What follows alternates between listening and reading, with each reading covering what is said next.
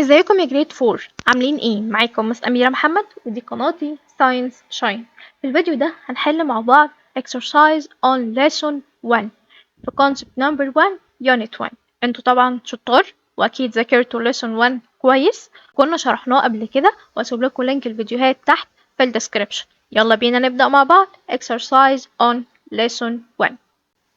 Question number 1 بيقول لي choose the correct answer. أول حاجة stored أجمة keep cool during hot sunny day in desert boy. بيقول لي ال stored أجمة lizard اللي احنا كنا خدناها قبل كده، اللي كانت بتعيش في الديزرت، ازاي بتخلي البودي بتاعها يبقى cool أثناء ال hot sunny day؟ عشان هي بتعيش في الديزرت.